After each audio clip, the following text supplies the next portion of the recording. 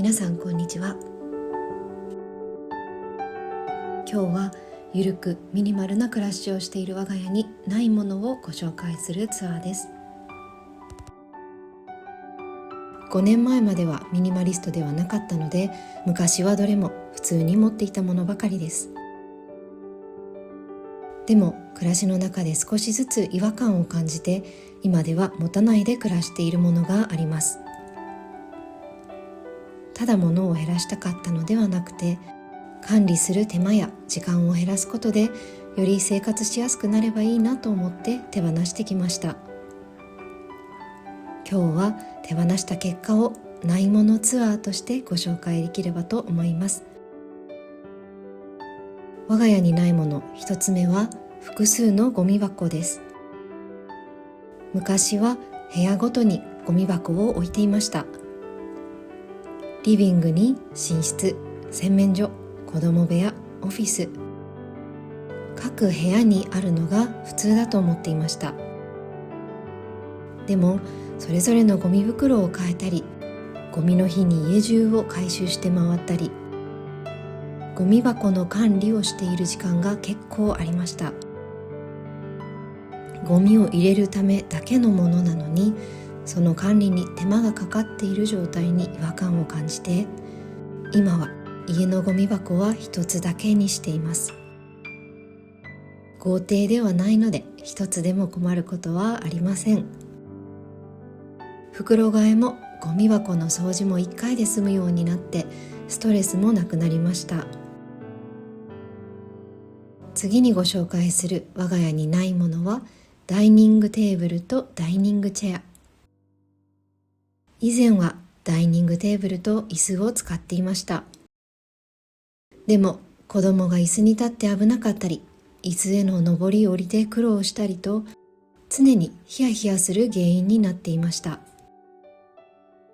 椅子が複数あると掃除もしにくいし、椅子を引いたり戻したりする動作も地味に負担になっていました。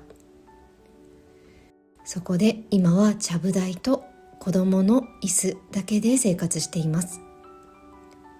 床に近い生活の方が子供の安全を確保できますし、食事の後にそのまま掃除機もかけやすい。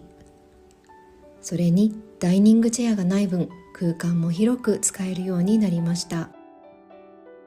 ちゃぶ台は子供が一人でも使いやすい高さなので、勉強や工作などいろいろな用途に使えています。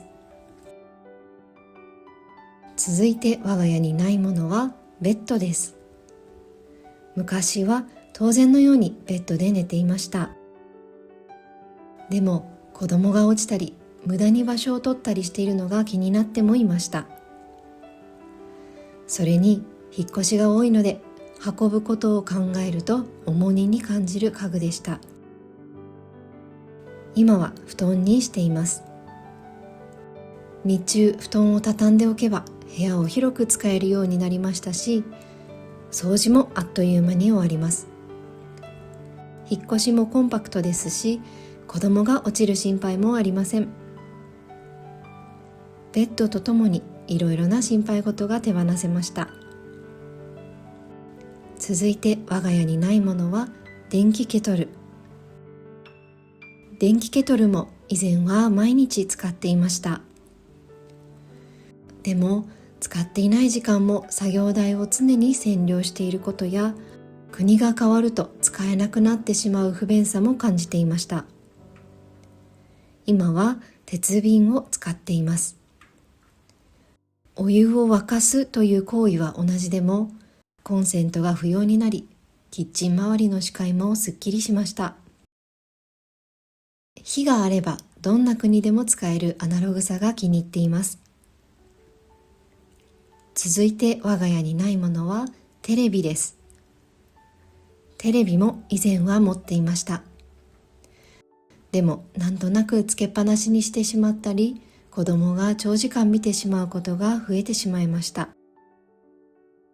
生活の中心に常に大きな黒い画面があることが不自然に感じるようにもなりました。今はテレビを置いていません。見たいものがある時だけプロジェクターで見るようにしています。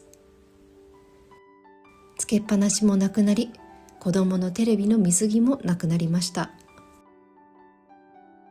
続いて我が家にないものは収納家具です。昔は収納が足りないと思ったら、キャビネットや本棚などどんどん増やしていました。でも収納を増やすと、それに合わせて物も増えていってしまいます。気づけばスペースがあるから物を入れておこう状態になっていました。今はほぼ備え付けの収納だけで暮らせています。物の量を家の収納の量に合わせるようにしたら、いらないものも収納家具も減らせ、家が広く感じられるようになりました。続いて我が家にないものはポイントカード。ポイントカード、以前はたくさん持っていました。でもお得になると思って作っていたはずが、財布が膨らんで邪魔になったり、期限を気にしたり、使えるお店を把握する管理コストの方が大きいと感じるようになりました。今は本当によく使うお店以外ではそもそも作らないようにしています。お財布もすっきりして、支払いの時の迷いも減りました。最後にご紹介する我が家にないものはマット類。玄関マット、トイレマット、キッチンマットなど、リビング以外のマットはすべて手放しました。以前は汚れ防止や冷え対策のために必要だと思っていました。でも洗濯の手間が増えたり、ほこりがたまりやすかったりして、むしろ掃除を増やしていることに気がつきました。今は子供がよく遊ぶリビングにだけ、下の階への騒音予防のためにマットを引いています。それ以外は床掃除だけで済むようになり、日々の掃除が格段にシンプルになりました。今回ご紹介したのは、単に物を減らしたかったから手放したものというわけではありません。管理する手間や今の自分たちの生活に本当に必要かどうか、そしてまたすぐに海外に引っ越すことも見据えて、要不要を判断した結果、手放すことになったものたちです。物が減ったことで、掃除や片付けだけでなく、日々の小さなストレスも少なくなりました。これからも今の生活に合った形で持たないという選択肢を持ち続けていきたいと思います。どなたかの家づくりの参考になりましたら幸いです。最後までご視聴いただきありがとうございました。